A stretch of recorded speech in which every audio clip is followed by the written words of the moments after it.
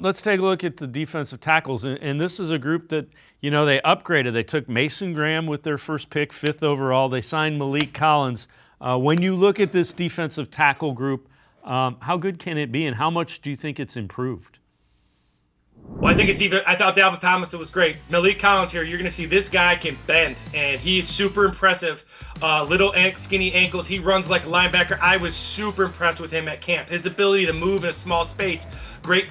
He has a great win rate.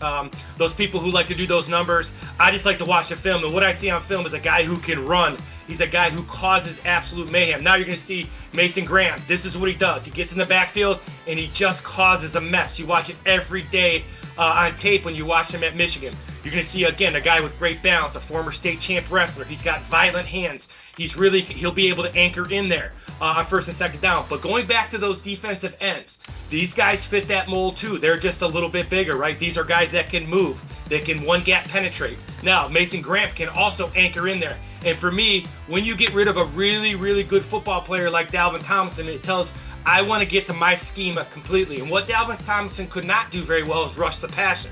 Now, I think Graham has to learn to play the run. He will, because he's a great wrestler and great balance. But he can really get after the passer on third down, too. So they've upgraded. Malik Collins and Mason Graham, along with Shelby Harris, along with Michael Hall when he's healthy, they have upgraded and got what they want. All 8, 9, 10 of these guys can run. They can play multiple positions. They use their hands very well. This is a deep, talented group that is going to keep the Browns in a lot of games.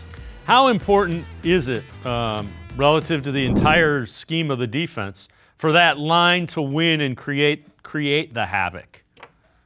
Well, I think you said it perfect, right? So let's imagine it's first down. So the Browns let's say it's Mason Graham and Malik Collins on first down, right? Or even let's just say it's Graham and Shelby Harris on first down, right? So now you win first down.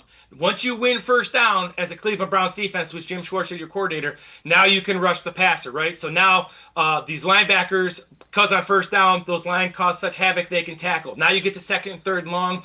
Now you turn these edge rushers loose. Now these edge rushers are turned loose. The quarterback's got to speed up his clock. That means the coverage doesn't have to be as good, and the Browns DBs can jump routes, and it all ties together. But for me, going back to what we said in the earlier segment, if they win first down, and they can create turnovers, create short fields for their offense, you can win a lot of football games you're supposedly not supposed to win on tape. And I don't care about the developmental stuff. None of that. As a head football coach, I want to win games. This defensive line is going to give them a chance to win games because of what they can do on first, second, and third down.